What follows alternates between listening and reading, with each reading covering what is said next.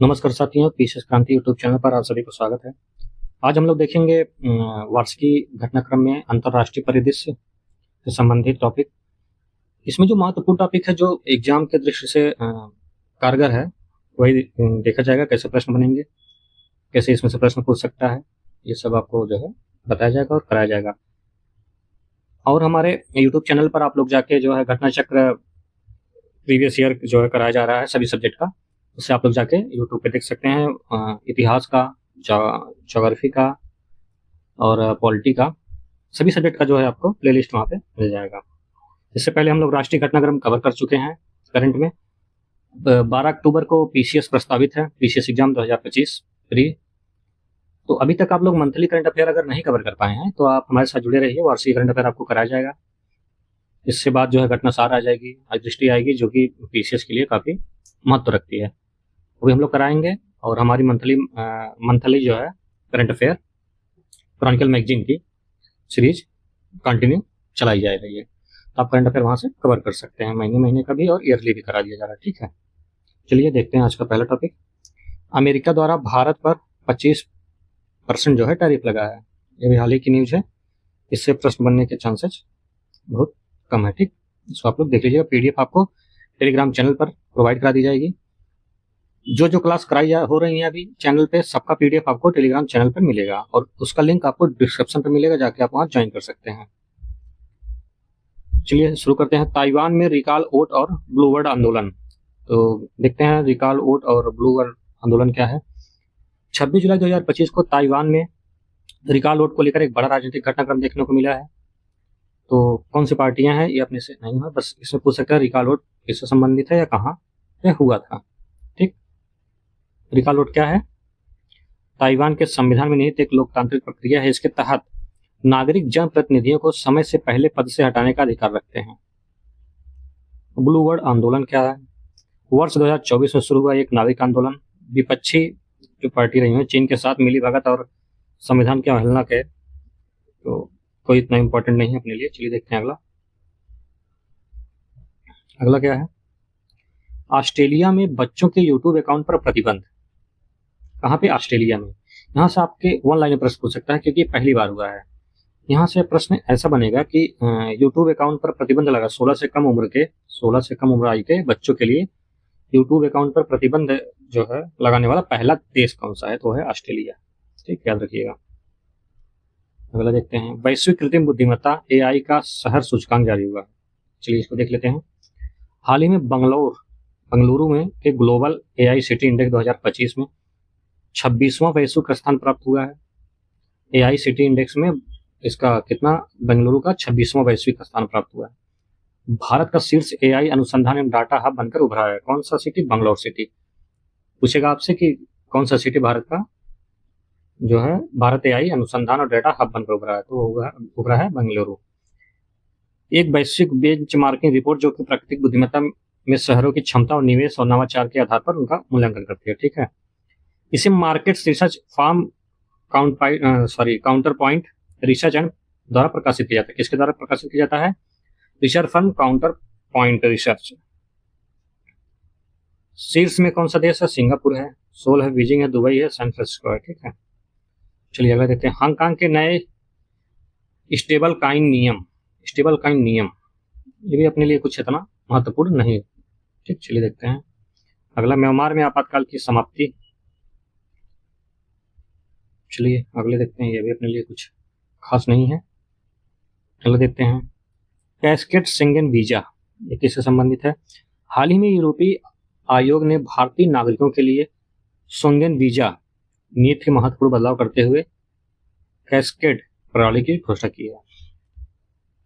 ठीक, बस इतना याद रखिएगा। टिकट 9 जापान और अफ्रीका के लिए एक नया दृष्टिकोण। टिकट 9 किससे संबंधित है? तो जापान और अफ्रीका देशों के साझेदारी को मजबूत करने के लिए प्रमुख मंच है। ये आपसे अगर पूछ लेता है तो याद रखिएगा टिकट 9। अगले देखते हैं। स्टोनेल future donkey century report. United Kingdom आधारित एक एनजीओ डंकी सेंचुरी की जून 2025 में प्रकाशित रिपोर्ट स्टोलन डंक ने स्टोमेल के अनुसार प्रतिवर्ष लगभग 60 लाख गधों को हिजामियो दवा के उत्पादन के लिए मारा जा रहा है। तो यहाँ से भी बहुत महत्वपूर्ण तो प्रश्न बनने की संभावना नहीं है। फिलहाल आप लोग पीडीएफ दे देंगे, देख लीजिएगा। भारत चीन के बदलते संबंध। ठीक ठीक है, ये भी कोई वो नहीं है, बस जानकारी जो है। दुबई का वन फ्री जोन पासपोर्ट, यह क्या है? अगस्त 2025 में दुबई ने वैश्विक व्यापार केंद्र के रूप में अपनी स्थिति मजबूत करने के उद्देश्य से वन फ्री जोन पासपोर्ट नामक एक प्राकृतिक लाइसेंसिंग प्रणाली शुरू की है। यह क्यों शुरू की गई है? क्योंकि यह कंपनियों को दुबई के प्रत्येक मुक्त क्षेत्र के अलग अलग लाइसेंस लेना पड़ता था। इससे समय और लागत में बाधाएं आती थी। यह नया वन फ्री जोन पासपोर्ट है, इसकी जटिलता को समाप्त करना है और दोहरा पूर्ण अनुपालन प्रक्रिया को हटाकर व्यवसायों में ध्यान देना। टिकटॉक और नेपाल पर्यटन बोर्ड की साझेदारी। हाल ही में टिकटॉक और नेपाल पर्यटन बोर्ड ने नेपाल के पर्यटन को बढ़ावा देने के उद्देश्य से साझेदारी की है। कोई इतना महत्वपूर्ण नहीं है। चलिए, इसमें अभी तक कोई ऐसा प्रश्न नहीं है जो एकदम 100% आना ही आना। भारत म्यांमार सीमा प्रबंधन से संबंधित मुद्दे क्या हैं? मणिपुर के राज्यपाल ने नागा संगठन के प्रतिनिधियों से भारत म्यांमार सीमा पर बाड़ लगाने और मुक्त आवागमन व्यवस्था को समाप्त करने से संबंधित चिंताओं पर चर्चा हुई। भारत म्यांमार सीमा 1643 किलोमीटर लंबी सीमा में से 398 किलोमीटर मणिपुर से होकर गुजरती है। भारत और म्यांमार की जो सीमा है, कहां से? मणिपुर से। कितना? 398 किलोमीटर होकर गुजरती है। ठीक, चलिए आगे देखते हैं कुछ। तो जो सीमा होकर गुजरती है, यह सीमा पर रहने वाले जनजातियों को बिना वीजा के दोनों ओर 16 किलोमीटर यात्रा करने की अनुमति दी गई है, जिससे पारंपरिक, सामाजिक और सांस्कृतिक संबंध मजबूत हुए। चलिए देखते हैं, यहाँ से बेसिक प्रश्न आ सकता है। नागा समूह द्वारा की गई आपत्ति। जातीय और सामाजिक प्रभाव। नागा जनजातीय सीमा के दोनों ओर फैली हुई हैं। ऐसे में सीमा पर बाड़ लगाने और अव्यवहार को समाप्त करने से परिवार विभाजित होने के साथ ही सांस्कृतिक आदान प्रदान बाधित हो गया और आजीविका को नुकसान होगा। शांति प्रक्रिया क्या? केंद्र में इस निर्णय को नागा समूह और केंद्र के बीच चल रही बातचीत से प्रभावित हो सकती है। विश्वास की कमी हो सकती है। ठीक है। Even settlement plan. हाल ही में इजराइल द्वारा अधिकृत वेस्ट बैंक पर इवन सेटलमेंट प्लान के विस्तार को मंजूरी देते हुए द्विराज्य समाधान मध्य पूर्व शांति प्रभाव को देखते हुए विभिन्न देशों की प्रक्रिया इतना इंपॉर्टेंट नहीं है। भारत यूके व्यापार समझौता क्या है? 24 जुलाई 2025 को भारत यूनाइटेड किंगडम ने विस्तृत आर्थिक एवं व्यापार समझौता पर हस्ताक्षर किए, जो जनवरी 2022 में शुरू हुई 3 वर्ष की वार्ताओं का परिणाम है। इस समझौते के तहत दोनों देशों के आपसी व्यापार को 2030 तक, यानी अगले 4-5 सालों तक 120 अरब यूएस डॉलर तक बढ़ाने का लक्ष्य रखा गया है। 2030 तक कितना रखा गया है? तो 120 अरब यूएस डॉलर। जो ब्रिटेन और भारत का चौथा सबसे बड़ा निर्यातक है। ब्रिटेन भारत का चौथा सबसे बड़ा निर्यात गंतव्य है और भारत ब्रिटेन का 11वां सबसे बड़ा व्यापारिक साझेदार है। कौन सा? 11वां। चलिए आगे देखते हैं।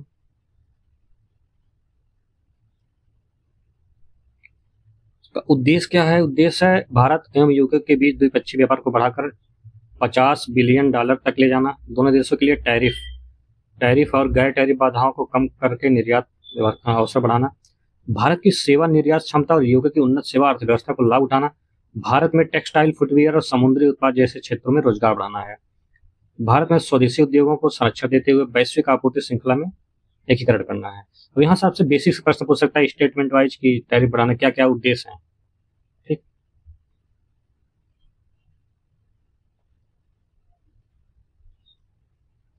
यहाँ आप लोग देखिएगा मुक्त व्यापार समझौता क्या है और वस्तु व्यापार क्या है। ठीक, तो मुक्त व्यापार क्या है? 2 या 2 से अधिक देशों के बीच एक व्यापार समझौता है जिसका उद्देश्य उनके बीच व्यापार किए जाने वाली वस्तुओं पर सीमा शुल्क और व्यापार बाधाओं को कम करना या समाप्त करना है। ठीक, चलिए अगला देखते हैं।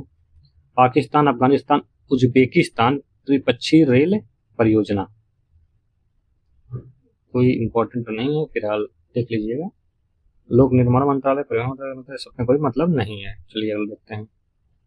नेपाल में, कहाँ पे? नेपाल में हिमनद झील विस्फोट बाढ़ क्या मतलब आई थी, तो उसको देखते हैं क्या है। हिमनद झील विस्फोट बाढ़ हिमालय क्षेत्र में एक बड़ा बढ़ता हुआ खतरा है। जो जलवायु परिवर्तन, किससे बढ़ता हुआ खतरा है, कहाँ, हिमालय क्षेत्र में। जो जलवायु परिवर्तन और ग्लेशियर के पिघलने के कारण तीव्र हो जाता है। नेपाल में 8 जुलाई 2025 को लेंडे नदी पर गोल्फ की एक घटना ने चीन द्वारा निर्मित एक पुल को नष्ट कर दिया है। 8% विद्युत जो है आपूर्ति प्रभावित हुई है। किससे? एक लेंडे नदी पर जो पुल बना था। चलिए आगे देखते हैं। थाईलैंड कम्बोडिया सीमा विवाद, ये भी अपने लिए इतना इम्पोर्टेंट है। संयुक्त राष्ट्र सुरक्षा परिषद में 5 नए अस्थायी सदस्य, यहाँ से प्रश्न बन सकता है। कहाँ से? यहाँ से प्रश्न पूछ सकता है। क्या पूछ सकता है कि एनएससी में, कहाँ पे, यूएनएससी के 5 नए अस्थायी सदस्य की घोषणा की गई। वो सदस्य पूछ सकता है कि कौन कौन से देश हैं। तो बहरीन है, कोलंबिया है, कांगो लोकतांत्रिक गणराज्य है, लातविया है, लाइबेरिया है। ये सभी सदस्य जो है अल्जीरिया, गुआना, कोरिया गणराज्य, सियरा लोन और स्लोवेनिया का स्थान लेंगे, जिसका कार्यकाल दिसंबर 2025 में समाप्त हो रहा है। यहाँ से आपको प्रश्न पूछ सकता है कि अस्थायी सदस्य कौन कौन से देश यूएनएससी वाला 2026-27 की अवधि के लिए किए गए। लताविया पहली बार परिषद में प्राप्त हुआ है, मतलब स्थान लिया है। लताविया ने, इसलिए यहाँ से पूछ सकता है लताविया को। सभी देश पहले भी इसके सदस्य रह चुके हैं। कोलंबिया 7 बार और गणराज्य 2 बार, बहरीन और लाइबेरिया 1 बार। ग्रैंड इथोपिया रेंसा डैम, इथोपिया ने आधिकारिक रूप से ग्रैंड इथोपिया रेंसा डैम का निर्माण कार्य को पूर्ण घोषित कर दिया, जिसका निर्माण कार्य 2011 से प्रारंभ हुआ था। तो ये इसमें महत्वपूर्ण प्रश्न नहीं है, यहाँ से बन सकता है। अफ्रीका सबसे विशाल जल विद्युत परियोजना है, जिसे लेकर वर्षों से इथोपिया, सूडान और मिस्र के बीच कूटनीतिक विवाद चल रहा था। अगला देखते हैं। भारत ऑस्ट्रेलिया संयुक्त अनुसंधान परियोजना। हाल ही में भारत एवं ऑस्ट्रेलिया ने समुद्र के बीच निगरानी प्रौद्योगिकी को बढ़ाने के लिए संयुक्त अनुसंधान परियोजना शुरू की है। यह परियोजना भारत एवं ऑस्ट्रेलिया के बीच 3 वर्षीय अनुसंधान परियोजना का उद्देश्य समुद्र के भीतर निगरानी की तकनीकों को बेहतर बनाना है। उद्देश्य क्या क्या है? समुद्र में पनडुब्बियों एवं स्वैत जल यानों को शीघ्र पहचान और सटीक ट्रैकिंग के लिए जो है निगरानी चालू की गई है। भारत और ऑस्ट्रेलिया की मदद से अनुसंधान परियोजना है। मशरिक बैंक क्या है? यह यूएई के मशरिक बैंक मशरिक को भारत के IFSCA international financial service centre authority ने गुजरात की गिफ्ट सिटी में शाखा खोलने की अनुमति प्रदान की है। कहाँ पे? ये आपसे प्रश्न पूछ सकता है कि गुजरात, कहाँ पे? गुजरात गिफ्ट सिटी में शाखा खोलने के लिए किसकी? बैंक मशरिक बैंक से की शाखा हाल ही में भारत के किस शहर में खोली गई है, पूछ सकता है। तो गिफ्ट सिटी बैंक क्या सेवाएं देगा? क्या क्या सेवा देगा? विदेशी मुद्रा में लोन देगा, व्यापार से जुड़ी सेवाएं, जोखिम कम करने के उपाय, अंतर्राष्ट्रीय ग्राहकों को ध्यान में रखकर सेवाएं दी जाएंगी। गिफ्ट सिटी कहाँ है? गुजरात में स्थित भारत का पहला अंतर्राष्ट्रीय वित्तीय केंद्र है। या टैक्स में छूट और कारोबार में आसानी मिलती है। कोलंबिया और उज्बेकिस्तान, ठीक, 2025 में कोलंबिया और उज्बेकिस्तान के 17वें ब्रिक्स शिखर सम्मेलन से ठीक पहले न्यू डेवलपमेंट बैंक के आधिकारिक रूप में शामिल हुए हैं। तो यहाँ से प्रश्न बन सकता है कि हाल ही में न्यू डेवलपमेंट बैंक में कौन कौन से देश शामिल हुए हैं? तो कोलंबिया और उज्बेकिस्तान शामिल हुए हैं। न्यू डेवलपमेंट बैंक आप जानते ही हैं, इसके पहले भी आपको पढ़ाया गया है, क्रांतिलाल मैगजीन में भी बताया गया है कि ये ब्रिक्स द्वारा जो है एक संस्था है। इसकी स्थापना ब्रिक्स देश द्वारा की गई थी। कहाँ? ब्राजील, रूस, भारत, चीन और दक्षिण अफ्रीका, 2014 में। प्रारंभिक देश कौन कौन थे? ब्राजील, रूस, भारत, चीन और दक्षिण अफ्रीका। यूरो मुद्रा क्षेत्र, यूरो मुद्रा क्षेत्र क्या है? 8 जुलाई 2025 को यूरोपीय संघ ने बुल्गारिया को 1 जनवरी 2026 से यूरो अपनाने के लिए अंतिम हरी झंडी दे दी है। ठीक, नहीं रखिएगा, बाकी कुछ नहीं। यूएई नामांकन आधारित गोल्डन वीजा योजना क्या है? सऊदी अरब अमीरियात ने भारत और बांग्लादेश के लोगों के लिए एक नया नामांकन आधारित गोल्डन वीजा कार्यक्रम प्रारंभ किया है। यह एक विशेष प्रकार का वीजा होता है जो किसी व्यक्ति को एक देश से लंबी अवधि तक निवास करने की अनुमति देता है। इस वीजा को प्राप्त करने के लिए किसी व्यक्ति को प्रायः उच्च शिक्षा, काम करने के लिए प्रस्ताव पत्र या अधिक मात्रा में निवेश की आवश्यकता होती है। अगला क्या है? गादेन फुडरंग ट्रस्ट। 14वें दलाई लामा तेंजिन ग्लासो ने घोषित किया कि दलाई लामा की संस्था जारी करेगी या कौन सा? गार्डेन ओड्रंग ट्रस्ट। स्थापना कब हुई थी? 26 दिसंबर 2011 में। स्थित धर्मशाला। दलाई लामा ट्रस्ट के प्रमुख हैं। चलिए आगे देखते हैं।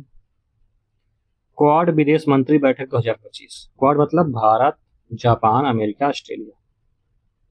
विदेशी मंत्री स्तरीय बैठक 1 जुलाई 2025 को वाशिंगटन डीसी में आयोजित की गई। इसकी मेजबानी अमेरिका द्वारा की गई। ठीक है, विदेश मंत्री डॉक्टर जयशंकर इसमें शामिल हुए थे। बैठक का उद्देश्य क्या है? आतंकवाद के खिलाफ एकजुटता, हिंद प्रशांत क्षेत्र में मुक्ति एवं खुली व्यवस्था, आतंकवाद, भारत में आतंकवाद रोधी नैतिक व्यवस्थित समर्थन। चर्चा के विषय क्षेत्रीय सुरक्षा, आतंकवाद वगैरह। कहीं कोई भी बैठक होता है तो वहाँ पे आतंकवाद जो है और क्षेत्रीय सुरक्षा, रोधी सहयोग, हिंद सागर, यही सब होता है और किसी विशेष इसमें रहता नहीं है। क्वाड जो है, क्वाड के बारे में हम लोग पढ़ चुके हैं। प्ले लिस्ट में आप जाके देखेंगे, जो करंट का क्रॉनिकल मैगजीन का सितंबर महीने का है, उसमें आपको क्वाड अच्छे से बताया गया। पूर्णामत चतुकोषीय सुरक्षा संवाद। सदस्य भारत, अमेरिका, जापान और ऑस्ट्रेलिया। स्थापना कब हुई थी? वर्ष 2007 जापान के तत्कालीन प्रधानमंत्री शिंजो आबे द्वारा। पहली समुद्री पर्यवेक्षक मिशन, ये आपके लिए इंपॉर्टेंट हो सकता है। ठीक है, चलिए देखते हैं क्या है। क्वाड एसटी ऑब्जर्वर मिशन को विलमिंगटन, कौन है? बिल मिंगटन घोषणा के तहत पहली बार शुरू किया गया है। क्वाड देश भारत, अमेरिका, जापान और ऑस्ट्रेलिया तटरक्षक बलों के बीच औपचारिक क्रॉस डेक परिचालन सहयोग को ऐतिहासिक शुरुआत की गई है। मिशन क्वाड लीडर समिट 2024 के दौरान तय की गई है। रणनीतिक निर्देशों को मूर्त रूप देता है। इसका उद्देश्य हिंद प्रशांत क्षेत्र के अंतर संचालितता, समुद्री डोमेन जागरूकता और सामान्य क्षेत्रों में मजबूती देता है। अफांसे निकेतन सीमाउंड भारत श्रीलंका विवाद। भारत एवं श्रीलंका में अफांसे निकेतन सीमाउंड समुद्री के नीचे पहाड़ को लेकर विवाद जारी है। ठीक, ये याद रखिएगा, आपसे बेसिक से प्रश्न पूछ सकता है कि ये कहाँ पे मौजूद है।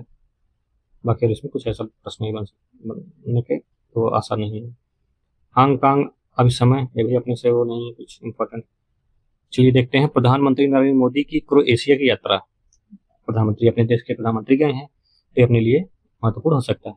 18 जून 2025 को प्रधानमंत्री नरेंद्र मोदी ने क्रोएशिया गणराज्य के राष्ट्रपति जोरान मिलोनोविच ने से कहा कि राजधानी जार्वेस में मुलाकात की। ठीक, क्रोएशिया की जाग्रेब। वर्ष 1952 में दोनों देशों के मध्य राजनयिक संबंध स्थापित होने के बाद से किसी भी भारतीय प्रधानमंत्री की यह पहली क्रोएशिया यात्रा है। यह यात्रा साइप्रस व कनाडा सहित भारत की व्यापक कूटनीतिक यात्रा का हिस्सा भी रहा है। चलिए अगला देखते हैं। अगला क्या है? ईरान इजराइल संघर्ष जो हुआ था, उसमें ईरान ने क्या, इजराइल द्वारा चलाया गया था ऑपरेशन राइजिंग लायन, और उसके जवाबी कार्रवाई में ईरान द्वारा ऑपरेशन टू प्रॉमिस 3 के तहत। ठीक है, अगला देखते हैं। ऑपरेशन वेहसत फतह। बस आप इतना रखिएगा, ऑपरेशन वेहसत फतह किससे संबंधित है? तो संबंधित है, ईरान ने अपने परमाणु ठिकानों पर अमेरिकी हवाई हमले के 2 दिन बाद ऑपरेशन वेहसत फतह के तहत जो है जून 2025 को कतर और ईरान में अमेरिकी सैन्य ठिकानों पर मिसाइलें दागे थे। इतना रखिएगा, ऑपरेशन वेहसत फतह किससे संबंधित है? इतना रखिए, ईरान ने अपने परमाणु ठिकानों को हमले के लिए ऑपरेशन चलाया था। ऑपरेशन मिडनाइटर हैमर, ये किसके द्वारा किया? अमेरिका के 7B2 स्टील्थ बॉम्बर्स द्वारा किया गया था। ठीक, इतना ही रखिएगा बस। किसका है इतना रखिए, बाकी और आपसे नहीं पूछेगा किससे संबंधित है। चलिए आगे देखते हैं। ईरान का ऑपरेशन टू प्रॉमिस या पीछे देख ही चुके हैं, ये किसका है? Operation true promise 3। इजराइल ने ऑपरेशन राइजिंग लायन और नंताज परमाणु संवर्धन संयंत्र, बस इतने रखिएगा। याद करने वाला है। ऑपरेशन गिदोन चैरियट्स, इजराइल ने 17 मई 2025 को गाजा पट्टी में सैन्य हमला ऑपरेशन अभियान गिदोन चैरियट से किया था। बहुत कम, मतलब एकाक ऑपरेशन, भले कोई मैल कॉलम वाला में पूछ ले, बाकी इससे कोई पूछने वाला बहुत कम है। अगला देखते हैं। बुनियान उल, क्या है? बुनियान उल मरसूस अभियान। पाकिस्तान ने भारत के खिलाफ सैन्य अभियानों का नाम बुनियान उल महसूस रखा था। भारत ने पाकिस्तान में आतंकवादियों के खिलाफ ऑपरेशन सिंदूर चलाया गया था। ऑपरेशन सिंदूर आप लोग पढ़ चुके हैं राष्ट्रीय वाले में। ऑपरेशन स्पाइडर वेव, यूक्रेन ने रूस के खिलाफ चलाया था। ऑपरेशन स्पाइडर वेव चलाया गया था। ठीक, क्या रखेंगे? Operation spider wave. आपको जो PDF जो है टेलीग्राम चैनल पे दे दी जाएगी, वहां से आप जाके इसको रिवीजन कर लीजिएगा एक बार। गाजा में युद्ध विराम और संयुक्त राष्ट्र महासभा का प्रस्ताव, कोई इतना महत्वपूर्ण नहीं है, चलिए आगे देखते हैं। चलिए संयुक्त राष्ट्र आर्थिक एवं सामाजिक परिषद है अगला, कोई नहीं। अंतरराष्ट्रीय वायु परिवहन संघ, अंतरराष्ट्रीय वायु परिवहन संघ, इसको देख लेते हैं। 1 से 3 जून 2025 के बीच नई दिल्ली के भारत मंडपम में अंतरराष्ट्रीय वायु परिवहन संघ की 81वीं वार्षिक आम बैठक और विश्व वायु परिवहन शिखर सम्मेलन को आयोजित किया गया। कहाँ किया गया है? तो नई दिल्ली में भारत मंडपम में किया गया है। 81वीं वार्षिक आम बैठक है अंतरराष्ट्रीय वायु परिवहन संघ, और इसका किया गया भारत में किया गया, इसलिए इसको याद रखिएगा। इसका बेसिक क्या है? स्थापना 1945 हवाना क्यूबा में, पहले दिन को पढ़ चुके हैं। मुख्यालय मॉन्ट्रियल और कनाडा में स्थित है। एशियाई उत्पादकता संगठन, भारत ने वर्ष 2025-26 में कार्यालय के लिए एशियाई उत्पादकता संगठन की औपचारिक अध्यक्षता ग्रहण की है। तो आपसे पूछ सकता है कि एशियाई उत्पादकता संगठन की सदस्यता हाल ही में किसके पास है? तो भारत के पास 25-26 कार्यकाल के लिए। यह अध्यक्षता इंडोनेशिया की राजधानी जकार्ता में इस संगठन की 67वीं साक्षी निकाय की बैठक के दौरान की गई है। यह न केवल भारत की वैश्विक मंच पर बढ़ती भूमिका को दर्शाता है, बल्कि क्षेत्रीय सहयोग, नवाचार और उत्पादकता को भी बढ़ावा देगा। चलिए आगे देखते हैं। अंतरराष्ट्रीय प्रशासनिक विज्ञान संस्था की अध्यक्षता जो है किसके पास है? भारत। ये भी आपसे पूछ सकता है। तो क्या क्या इंपॉर्टेंट है यहाँ पे? ये इंपॉर्टेंट है क्या? एशियाई उत्पादकता संगठन का अध्यक्ष कौन है? तो भारत है। अंतरराष्ट्रीय, अगला है अंतरराष्ट्रीय प्रशासनिक विज्ञान संस्था का अध्यक्षता कौन कर रहा है? भारत कर रहा है। ये भी आपके लिए इंपॉर्टेंट है, बस यही इतना याद रखिएगा, अध्यक्षता कौन कर रहा है। तो इस ये जो अंतरराष्ट्रीय प्रशासनिक विज्ञान संस्था है, एक गैर सरकारी वैश्विक संगठन है। ये लोक प्रशासन और सार्वजनिक नीति अनुसंधान नवाचार को बढ़ावा देता है। चलिए अगला देखते हैं। चागोस द्वीप समूह समझौता, इसको देख लेते हैं, काफी चर्चा में रहता है। 22 मई 2025 को एक नए समझौते के तहत यूनाइटेड किंगडम ने चागोस द्वीप समूह की संप्रभुता मॉरिशस को सौंपने की घोषणा की है। इस समझौते में हिंद महासागर द्वीप समूह पर ब्रिटिश प्रशासन के दशकों पुराने शासन का अंत हो गया, जो वर्ष 1965 में मॉरिशस में से द्वीपों के अलग होने के बाद से चल रहे कानूनी कूटनीतिक विवादों को विषय रहा है। कितना? 99 वर्षों को प्रारंभिक अवधि करने का मॉरिशस इसके लिए $136 मिलियन प्राप्त करेगा। चागोस द्वीप समूह है कहाँ? हिंद महासागर में मालदीव एवं सेशल्स के बीच स्थित चागोस द्वीप समूह 60 से अधिक द्वीपों का समूह है, जिसमें डियोगो गार्सिया सबसे प्रमुख है। कौन सा है? डियोगो गार्सिया सबसे प्रमुख है। चागोस द्वीप समूह सबसे बड़े एटाल दक्षिण पूर्व में स्थित डियोगो गार्सिया, उत्तर में स्थित पेरोस, बानहोस व सालोमन द्वीप स्थित है। वर्ष 1965 में ब्रिटेन ने इस द्वीप को मॉरिशस से अलग कर दिया था। इसे ब्रिटिश इंडियन एसोसिएटेड टेरिटरी घोषित किया गया था। कुछ समय बाद इस द्वीप के मूल निवासियों को जबरन बाहर निकाल दिया गया था और डियोगो गार्सिया पर अमेरिका ने सैन्य अड्डा स्थापित किया था। अगला देखते हैं। ब्रिक्स संसदीय फोरम, क्या है? ब्रिक्स संसदीय फोरम 4 से 5 जून को ब्राजील की राजधानी ब्रासिलिया में आयोजित ब्रिक्स संसदीय फोरम में जम्मू कश्मीर के पहलगाम में हाल ही में हुए आतंकी हमले की कड़ी निंदा की गई थी। यह एक अंतर्राष्ट्रीय मंच है जो ब्रिक्स देशों के सांसदों के बीच सहयोग को बढ़ावा देता है। इसकी स्थापना 2015 में मॉस्को, रूस में की गई थी। सदस्य आपको पता ही है, ब्राजील, रूस, भारत, चीन, दक्षिण अफ्रीका में इथियोपिया आदि देश हैं। पाकिस्तान को ऋण सहायता, भू राजनीतिक निहितार्थ, ये भी अपने से कोई मतलब नहीं है। भारत ब्रिटेन मुक्त व्यापार समझौता 2030 तक दोनों देशों के बीच द्विपक्षीय वर्तमान $60 बिलियन दोगुना करके $120 करने का जो है हस्ताक्षर हुआ है। कितना था? 60 था, उसको दोगुना करना है। संयुक्त राष्ट्र आतंकवाद विरोधी समिति, पाकिस्तान को संयुक्त राष्ट्र सुरक्षा परिषद की तालिबान प्रतिबंध समिति आतंकवाद विरोधी समिति का उपाध्यक्ष नियुक्त किया गया है। कोई मतलब नहीं है, यहाँ से भी प्रश्न नहीं आएगा। दुनिया के सबसे बड़े तांबे भंडार की खोज हुई है। ये पूछ सकता है कि हाल ही में दुनिया के सबसे बड़े तांबे भंडार की खोज कहाँ की गई है? तो दक्षिण अमेरिका महाद्वीप स्थित अर्जेंटीना देश में दुनिया का सबसे विशाल तांबे का भंडार खोजा गया है। और स्थिति क्या है इसकी, कहाँ पर स्थित है? तो फिलो डेल सोल और जोसे मारिया अर्जेंटीना में है। ये खोज करता है विकुना सोल, ठीक है। भंडार 13 मिलियन टन तांबा मौजूद है। इतना याद रखिएगा। इसमें वन लाइनर प्रश्न बनेगा, क्या बनेगा? इंपॉर्टेंट है आपके लिए। क्या बनेगा, दुनिया का सबसे बड़े तांबे का भंडार कहाँ खोजा गया? तो दक्षिण अमेरिका महाद्वीप में स्थित अर्जेंटीना में। बस इतना याद रखिएगा, ठीक। यहाँ से आपसे प्रश्न पूछ सकता है। अगला देखते हैं, अल्जीरिया बना ब्रिक्स न्यू डेवलपमेंट बैंक का नया सदस्य। 2025 में अल्जीरिया औपचारिक रूप से ब्रिक्स द्वारा स्थापित न्यू डेवलपमेंट बैंक का सदस्य बना है। 2015 में इसकी स्थापना हुई थी, ठीक है। एनबीडी की संघाई चीन। बस ये सब पहले पढ़ चुके हैं। आगे देखते हैं, भूटान क्रिप्टो, यह बिनांस पे और डीके बैंक के साथ साझेदारी में एक क्रांतिकारी क्रिप्टो आधारित पर्यटन भुगतान प्रणाली शुरू की गई है। भी कोई अपने पूछने वाला कोई वो खास नहीं है। अफगानिस्तान में शतरंज खेलने के रूप में वियतनाम को 10 वर्षीय गोल्डन वीजा। प्रोजेक्ट सिकोर, समुद्र में कार्बन हटाने के लिए। चलिए अगले देखते हैं, अंगोला इसमें शामिल, अंगोला ISA में शामिल। हाल ही में अंगोला अंतर्राष्ट्रीय सौर संगठन का 123वां सदस्य बना है। अंगोला किसका बना है? अंतर्राष्ट्रीय सौर संगठन का। ये आपके लिए महत्वपूर्ण, यहाँ पूछ सकता है कि हाल ही में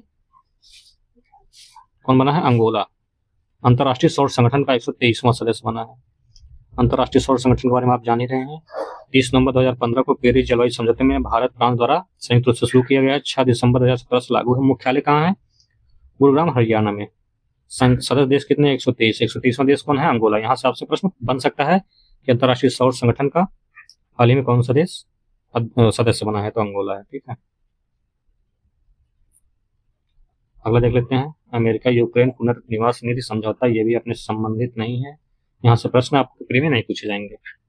सिंधु समझौते पर निलंबन, यहाँ से भी प्रश्न। शिमला समझौते पर निलंबन, यहाँ से भी प्रश्न नहीं बनेंगे। बेसिक से पूछेगा तो आप लोग को पीछे पढ़ाया जो देख सकते हैं। अगला है, भारत द्वारा IORA की अध्यक्षता। भारत नवंबर 2025 में इंडियन ओशन रिम एसोसिएशन के अध्यक्ष, वर्तमान में उपाध्यक्ष का कार्यभार ग्रहण करेगा। इसका उद्देश्य संगठन के प्रशासन को और अधिक स्थित स्थापक बनाना है, ठीक है। भारत आगामी 2 वर्षों के बजट की वृद्धि करने, प्रौद्योगिकी के साथ डेटा प्रबंधन की उन्नत बनाने और समुद्री कार्य हेतु संस्थानों के सहयोग करने की योजना बना रहा है। चलिए अगला देखते हैं, पहला वेब शिखर सम्मेलन 2025। ये पहला है, इसलिए क्या है? पहला है, इसलिए महत्वपूर्ण है, ठीक। देखते हैं क्या है। 1 मई से 4 मई 2025 के बीच भारत का पहला विश्व ऑडियो विजुअल मनोरंजन शिखर सम्मेलन मुंबई के कहा? जियो वर्ल्ड कन्वेंशन सेंटर में संपन्न हुआ। कब हुआ? 1 मई से 4 मई भारत का पहला विश्व ऑडियो विजुअल मनोरंजन शिखर सम्मेलन 2025 का कहाँ हुआ? मुंबई में संपन्न हुआ। इस 4 दिवसीय शिखर सम्मेलन का उद्घाटन प्रधानमंत्री नरेंद्र मोदी द्वारा किया गया था। इस शिखर सम्मेलन 90 से अधिक देशों के 10,000 से अधिक प्रतिनिधियों ने हिस्सा लिया था, ठीक। इस शिखर सम्मेलन में मीडिया और मनोरंजन उद्योग के कुछ सबसे प्रभावशाली लोगों की सफलतापूर्वक एक साथ लाया गया था, ठीक है। मीडिया से संबंधित था। ये पहली बार है, तो याद रखिएगा, यहाँ से प्रश्न बन सकता है। पहला वेब शिखर सम्मेलन का आयोजन कहाँ हुआ था? तो मुंबई में हुआ था। चलिए आगे देखते हैं। आगे है रेसिप्रोकल टैरिफ एंड व्यापार युद्ध, ठीक। ये भी अपने तुमसे बहुत कम चांस है पूछने का। चलिए अगले देखते हैं, अमेरिका द्वारा भारत में स्मॉल मॉड्यूलर रिएक्टर का निर्माण। हाल ही में अमेरिका ने अपने विनिमय 10 CFR 810 के तहत होलटेक इंटरनेशनल को 3 भारतीय निजी संस्थाओं को अंगीकृत स्मॉल मॉड्यूलर रिएक्टर प्रौद्योगिकी जो है करने की मंजूरी दी है। काला सागर समझौता क्या है? 3 साल से ज्यादा वक्त से जारी रूस यूक्रेन जंग के बीच आखिरकार मार्च 2025 में काला सागर में युद्ध विराम की सहमति बन गई है। तो काला सागर से सटे हुए देश आपसे पूछ सकते हैं, ठीक है। बाकी तो और कुछ इसमें पूछने वाला नहीं। अगला देखते हैं, शिपिंग उद्योग का पहला वैश्विक कार्बन टैक्स।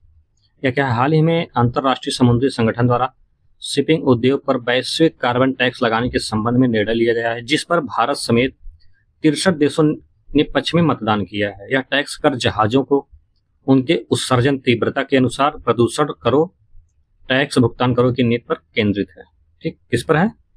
शिपिंग उद्योग का पहला वैश्विक कार्बन टैक्स किसके द्वारा? अंतर्राष्ट्रीय समुद्री संगठन के द्वारा लगाया गया है। इसलिए लगाया है प्रदूषण करो और टैक्स भरो वाले पे।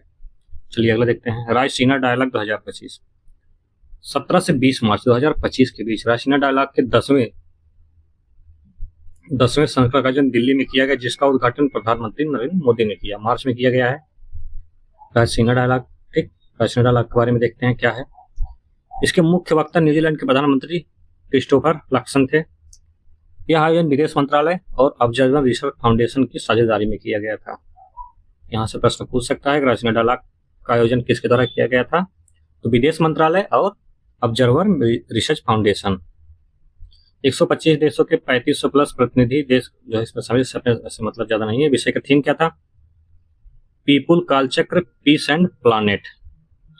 रायसीना डायलॉग देख लेते हैं। विदेश मंत्रालय द्वारा वर्ष 2016 में लॉन्च किया गया था। रायसीना डायलॉग का नाम नई दिल्ली में रायसीना की पहाड़ी पे के नाम पर रखा गया। ऑब्जर्वर रिसर्च फाउंडेशन के सहयोग से विदेश मंत्रालय द्वारा प्रतिवर्ष आयोजित किया जाता है।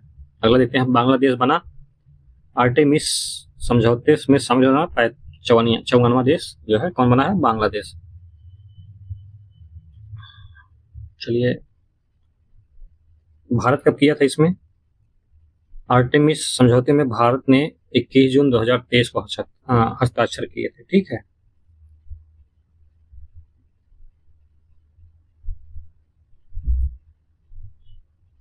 सत्ताईसवां देश था, पुराना हो गया तो पूछने चांस कम है। चलिए आगे देखते हैं, भारत सिंगापुर हरित और डिजिटल शिपिंग कॉरिडोर समझौता। यह क्या है, हाल ही में भारत और सिंगापुर ने ग्रीन और डिजिटल शिपिंग कॉरिडोर के लिए आशय पत्र पर हस्ताक्षर किए हैं। इसका उद्देश्य डिजिटलीकरण, डिकार्बोनाइजेशन को बढ़ावा देना है। यह शून्य या न्यूनतम ग्रीन हाउस उत्सर्जन वाली प्रौद्योगिकी के विकास और डिजिटल समाधानों को अपनाने में तेजी लाएगा। यह समझौता सिंगापुर समुद्री सप्ताह के दौरान लिया गया। अगला है, संयुक्त राष्ट्र क्या है, भारत संयुक्त राष्ट्र ISAR के लिए चुना गया है। यह क्या है, भारत को सर्वसम्मति से संयुक्त राष्ट्र intergovernmental working group of expert on international standard of accounting and reporting, ठीक, 2025 से 27 के कार्यकाल हेतु चुना गया है। बस इतना रखिएगा, ISAR के लिए किसे चुना गया, भारत संयुक्त राष्ट्र ISAR के लिए चुना गया है। हंगरी हुआ ICC से बाहर। ये क्या है, हंगरी की सरकार ने अंतरराष्ट्रीय अपराध न्यायालय ने अपनी सदस्यता वापस लेने की घोषणा की है। यह घोषणा उस समय की गई जब प्रधानमंत्री विक्टर अपने इजरायली समकक्ष बेंजामिन नेतन्याहू से मिलने पहुंचे थे। चलिए ठीक है, अपना इतना महत्वपूर्ण नहीं है, पूछ सकता है। तो अंतरराष्ट्रीय अपराध न्यायालय से हाल ही में कौन किसने अपनी सदस्यता वापस ली, तो हंगरी, याद रखिएगा, बस इतना ही पूछ सकता है। सबसे बड़े सफेद हाइड्रोजन भंडार की खोज हुई है, कहाँ हुई है, हाल ही में फ्रांस के मोसेल क्षेत्र के होल्सविलर की मिट्टी के नीचे दुनिया का सबसे बड़ा प्राकृतिक हाइड्रोजन भंडार खोजा गया है। भंडार लगभग कितना है, 43 मिलियन टन है, मतलब नहीं है, 1250 मीटर गहराई है। ठीक, अमेरिका का gold card plan, gold card plan भी इतना वो नहीं है। अगला देखते हैं, भारत अमेरिका कॉम्पैक्ट पहल क्या है, देख लेते हैं। अमेरिकी राष्ट्रपति डोनाल्ड ट्रंप और भारत प्रधानमंत्री नरेंद्र मोदी 21वीं सदी की अमेरिका इंडिया कॉम्पैक्ट सैन्य साझेदारी, त्वरित वाणिज्य प्रौद्योगिकी हेतु अवसरों का उत्पादन किया। भारत अमेरिका कॉम्पैक्ट पहल के बारे में, रक्षा सहयोग, व्यापार और निवेश में, ये सब देख लीजिएगा। आपको जो है PDF टेलीग्राम पे मिल जाएगा, वहां से आप लोग डाउनलोड कर इसको रिवीजन कर लीजिएगा। जो महत्वपूर्ण है उसको हम इंपॉर्टेंट बताते चल रहे हैं। ठीक है, मेटा का प्रोजेक्ट वाटर पर्थ देख लेते हैं। मेटा का प्रोजेक्ट वाटर पर्थ क्या है, फरवरी 2025 में मेटा ने प्रोजेक्ट वाटर वर्थ शुरू करने की योजना की घोषणा की है, जो एक समुद्र के नीचे केबल नेटवर्क है। यह 50,000 किलोमीटर तक फैला होगा और 7,000 मीटर की गहराई तक पहुंचेगा। यह भारत, अमेरिका, ब्राजील, दक्षिण अफ्रीका और अन्य क्षेत्रों को जोड़ने वाली दुनिया की सबसे लंबी और तकनीकी रूप से सबसे उन्नत केबल प्रणाली होगी। 2030 तक चालू होने की उम्मीद है। सबसे केबल यह समुद्र तल पर बिछाई गई उच्च क्षमता वाली ऑप्टिकल फाइबर केबल है, जो उच्च गति डेटा विनिमय के लिए वैश्विक कनेक्टिविटी प्रदान करेगी। ठीक है, बस इतना जानिए। मेटा का प्रोजेक्ट वाटर वर्थ क्या है, पूछ सकता है, वाटर वर्थ क्या है। कांगो संघर्ष और रवांडा द्वारा M23 समूह का समर्थन। चलिए ठीक है, इसको छोड़ते हैं, देखते हैं अगला, भारत और यूरोड्रोन क्या है। जनवरी 2025 में भारत आधिकारिक तौर पर media altitude long advance remotely pilot aircraft system है, या यूरोड्रोन कार्यक्रम में पर्यवेक्षक के रूप में शामिल हुआ। विदित हो कि भारत ने अगस्त 2024 में यूरोड्रोन कार्यक्रम में शामिल होने का औपचारिक अनुरोध किया था। यह मुख्य रूप से यूरोपीय रक्षा और सुरक्षा आवश्यकताओं को पूरा करने के लिए विकसित किया जा रहा है। क्या कार्य करता है? यह एक ड्रोन आधारित निगरानी और टोही ISR प्रणाली है जिसका उद्देश्य पारंपरिक मानव रहित हवाई वाहनों से अधिक उन्नत क्षमता प्रदान करना है। यह कार्यक्रम यूरोप के 4 प्रमुख देश जर्मनी, फ्रांस, इटली और स्पेन के एक संयुक्त पहल है जिसका नेतृत्व एयरबस डिफेंस एंड जर्मनी द्वारा किया जाता है। नाइजर, माली और बुर्किना फासो इकोवास से बाहर। अमेरिका द्वारा अलग होकर अंतर्राष्ट्रीय WHO छोड़ना। चलिए ठीक है, सबसे कोई इतना। यहाँ अगला देखते हैं, ये अपने लिए महत्वपूर्ण नहीं है। इजराइल हमास युद्ध विराम समझौता, ये भी अपने लिए महत्वपूर्ण नहीं है। अगले देखते हैं, अमेरिका में जन्म से नागरिकता का समापन। चलिए आगे बढ़ते हैं। अमेरिका से वापस भेजे गए अवैध प्रवासी। मागा, मीगा और मेगा, ये देख लेते हैं। मागा प्लस मीगा इक्वल टू मेगा। यह क्या है? फरवरी 2025 में प्रधानमंत्री नरेंद्र मोदी ने एक नया फार्मूला देकर अमेरिका के साथ साझेदारी की एक नई राह दिखाई। उन्होंने व्हाइट हाउस में अमेरिका डोनाल्ड ट्रंप के साथ व्हाइट प्रेस कॉन्फ्रेंस को संबोधित करते हुए यह फार्मूला दिया। यह फार्मूला है मागा, मीगा यानी मेगा। प्रधानमंत्री नरेंद्र मोदी ने राष्ट्रपति डोनाल्ड ट्रंप के मेक अमेरिका ग्रेट अगेन की तरह मेक इंडिया ग्रेट अगेन का नारा देते हुए कहा कि मागा क्या है? Make America great again, make India great again यानी मेगा। समृद्धि के लिए एक मेगा साझेदारी बन जाती है, यानी मेगा भावना हमारे देश को नया पैमाना देगी। याद रखिएगा, मीगा mega, mega मीगा equal to mega. ठीक है, इसका फुल फॉर्म भी याद रखिएगा। मेगा मीगा पूछ सकता है क्योंकि प्रधानमंत्री मोदी से संबंधित। दक्षिण कोरिया में मार्शल लॉ, ठीक, कोई बात नहीं, छोड़िए इसको। ईरान की राजधानी का मकरान में स्थानांतरण। चलिए आगे देखते हैं। इंडोनेशिया ब्रिक्स का 10वां सदस्य, ये देख लेते हैं। 2025 में इंडोनेशिया ब्रिक्स समूह के 10वें सदस्य के रूप में शामिल हुआ। इंडोनेशिया को वर्ष 2023 में जोहान्सबर्ग समिट में ही ब्रिक्स में शामिल होने की बात स्पष्ट हो गई थी। ब्रिक्स में शामिल होने के 10वां देश है इंडोनेशिया। कौन सा देश है? 10वां देश है। जुलाई 2025 में ब्रिक्स सम्मेलन ब्राजील की अध्यक्षता में रियो डी जेनेरियो में आयोजित हुआ है। ठीक, इस बार की थीम ग्लोबल साउथ है। उल्लेखनीय है 1 जनवरी 2024 को मिस्र, इथोपिया, ईरान और संयुक्त अरब अमीरात ब्रिक्स की पूर्व सदस्यता के रूप में शामिल हुए हैं। ब्रिक्स के बारे में आपको पहले ही बता चुका है, जो है इसके पहले वाली जो करंट अफेयर सितंबर की क्रॉनिकल की मैगजीन, उसमें आपको ब्रिक्स अच्छे से पूरा बताया गया। फिर भी यहाँ एक बार देख लेते हैं। इसे सितंबर 2006 में स्थापित किया गया था। शुरुआत में इसे 4 देश ब्राजील, रूस, भारत, चीन शामिल थे। मूल रूप से ब्रिक नाम दिया गया था। दक्षिण अफ्रीका सितंबर 2010 इस समूह में शामिल हुआ। इसका नाम बदलकर ब्रिक्स किया गया। इसका मुख्यालय चीन शंघाई में है। संगठन की अध्यक्षता ब्रिक्स अल्फाबेट के अनुसार जो है प्रतिवर्ष बदलती रहती है। वर्तमान सदस्य ब्राजील है, रूस है, भारत, चीन है, दक्षिण अफ्रीका है, मिस्र है, इथोपिया है, ईरान है, संयुक्त अरब अमीरात और इंडोनेशिया है। स्विट्जरलैंड में बुर्का प्रतिबंध, ये सब प्रश्न नहीं बनते हैं अब। ठीक, क्वाड सहयोग के 20 वर्ष। क्वाड आपको पहले भी पढ़ा चुके हैं, अभी पहले भी देखिए हैं। ठीक है, क्वाड क्या है? चलिए आगे देखते हैं। रोमानिया और बुल्गारिया बने यूरोपीय संघ के शेंगन क्षेत्र के सदस्य। ठीक, ये भी कोई नहीं। त्रिनाद और टोबैको में आपातकाल।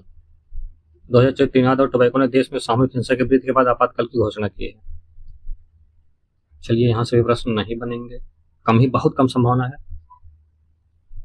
बलूच विद्रोह। मिशन 300, ये क्या है? मिशन 300 एक महत्वाकांक्षी लेकिन परिवर्तनकारी पहल है जिसका लक्ष्य 2030 तक उप सहारा अफ्रीका के 300 मिलियन लोगों तक बिजली पहुंचाना है। यह पहल विश्व बैंक और अफ्रीकी विकास बैंक द्वारा प्रमुख भागीदारों के सहयोग से शुरू की गई है। यह केवल बिजली की योजना नहीं बल्कि क्षेत्र के भविष्य को पुनः परिभाषित करने का एक गेम चेंजिंग मिशन है। तो मिशन 300 आपसे पूछ सकता है मिशन 300 किससे संबंधित है? तो यह संबंधित है 300 मिलियन लोगों तक बिजली पहुंचाना, किसके सहयोग से? विश्व बैंक और अफ्रीका विश्व बैंक द्वारा। ठीक है, याद रखिएगा, ये इसे एक 1 लाइनर प्रश्न बन सकता है। अंतरराष्ट्रीय समुद्री नौवाहन सहायता संगठन, देख लेते हैं इसको। अंतर्राष्ट्रीय समुद्री नौवहन सहायता संगठन क्या है? फरवरी 2025 के बीच सिंगापुर में अंतर्राष्ट्रीय समुद्री नौवहन सहायता संगठन की पहली आम सभा आयोजित की गई, जहां भारत को उपाध्यक्ष चुना गया। यह टिकाऊ सुरक्षित समुद्री नेविगेशन के प्रति भारत की प्रतिबद्धता की पुष्टि करते हुए समुद्री मामलों में उसके मजबूत और नेतृत्व करेगा। भारत दिसंबर 2025 से इस परिषद में बैठक सितंबर 2027 में मुंबई के इलस सम्मेलन में आम सभा की मेजबानी करेगा। ठीक है, कब मेजबानी करेगा? 2027 मुंबई में। ऑपरेशन स्काई शील्ड ये क्या है? यूरोपीय संघ ने यूक्रेन को सैन्य सहायता देने के लिए ऑपरेशन स्काई शील्ड योजना पर घोषणा की है। बस इतना याद रखिएगा। हूती विद्रोह, अमेरिका ने यमन के जो है हूती विद्रोहियों पर क्या किया है? हवाई हमले किए हैं। अंतर्राष्ट्रीय पश्मीना महोत्सव, पश्मीना महोत्सव देख लेते हैं। जनवरी 2025 में नेपाल पश्मीना उद्योग संघ और नेपाली उद्योग परिसंघ ने पहले 3 दिवसीय अंतर्राष्ट्रीय पश्मीना महोत्सव सह प्रदर्शनी का आयोजन किया है। इस आयोजन का उद्देश्य नेपाली पश्मीना की विशेषता, गुणवत्ता और पारंपरिक हस्तकला को वैश्विक मंच पर प्रस्तुत करना था। 27वीं अंतर्राष्ट्रीय कांच कांग्रेस, जनवरी 2025 के बीच कलकत्ता में 27वीं अंतर्राष्ट्रीय कांच कांग्रेस 2025 का आयोजन किया गया। इसका उद्घाटन केंद्रीय विज्ञान मंत्री द्वारा किया गया। ICG ग्लास कांग्रेस एक त्रैवार्षिक कार्यक्रम है जो ज्ञान के प्रसार और हितधारकों के साथ अनुसंधान, सहयोग और साझेदारी को बढ़ावा देने के लिए अंतर्राष्ट्रीय ग्लास आयोग के तत्वाधान में दुनिया के विभिन्न हिस्सों में आयोजित किया जाता है। ठीक, अलग अलग देशों में 3 वर्ष में एक बार इसका आयोजन किया जाता है। भारत सिंगापुर का संयुक्त लोगो, जनवरी 2025 में भारत की राष्ट्रपति द्रौपदी मुर्मू और सिंगापुर की राष्ट्रपति थरमन सान मुगरत्नम ने दोनों देशों के बीच राजनयिक संबंधों की स्थापना की 60वीं वर्षगांठ मनाने के लिए एक संयुक्त लोगो का अनावरण किया। इस संयुक्त लोगो में भारतीय और सिंगापुर के राष्ट्रीय झंडों और राष्ट्रीय फूलों के रंग शामिल है। भारत का राष्ट्रीय फूल कमल, सिंगापुर का राष्ट्रीय फूल ऑर्किड है। ठीक है, चलिए आगे देखते हैं। बाल्ड ईगल क्या है? हाल ही बाल्ड ईगल को आधिकारिक रूप से अमेरिका का राष्ट्रीय पक्षी घोषित किया गया। इसका अमेरिका का बाल्ड ईगल को। बाल्ड ईगल एक समुद्री ईगल है, याद रखिएगा इसको कि ये समुद्री ईगल है। और कहाँ का राष्ट्रीय पक्षी घोषित किया गया है? तो घोषित किया गया अमेरिका का। ब्रिटेन आधारित तौर और ट्रांस पैसिफिक व्यापार समझौते का में शामिल हो गया है। भारत और उच्च सागर संधि, ठीक, इसे भी देख लीजिएगा। चलिए आगे देखते हैं। काम की जो अपने काम के हैं वही देखा जाएगा। सीरिया गृह कोई मतलब नहीं है इसका। भारत बनाम संयुक्त राष्ट्र नार्को ड्रग्स आयोग के अध्यक्ष। भारत जापान यूनिकॉर्न मस्तूल समझौता, उसको भी देख लीजिएगा। इसमें कुछ खास,